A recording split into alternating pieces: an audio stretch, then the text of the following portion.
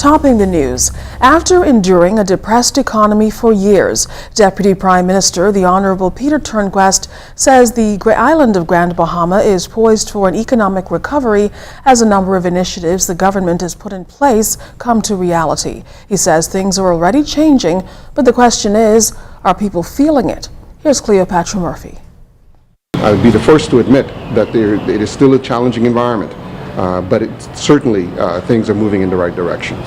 Deputy Prime Minister and Minister of Finance, the Honorable Peter Turnquest, says although residents of Grand Bahama may not be feeling the impact of the turnaround in the island's economy, activity is happening and residents should soon be able to feel it in a tangible way. There is always a lag between investment and jobs, and until that catches up, there will always be a segment of our economy that is not feeling the effects or feeling it in their pocket, as they say.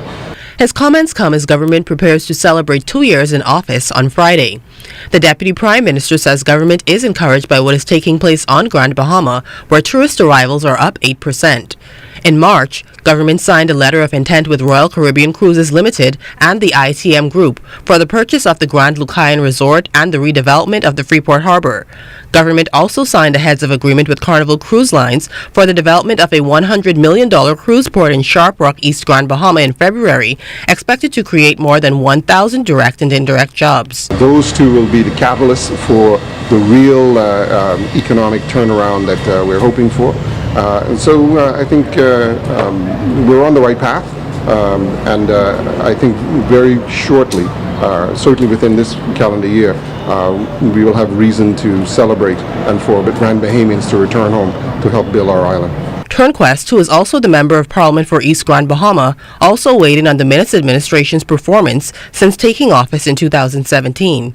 He says a lot has been accomplished, with government setting the course for growth. We look at our tourism numbers are doing very, very well, and we expect that to continue into the new year. Our fiscal consolidation plan is more or less on track. We expect to meet our deficit targets.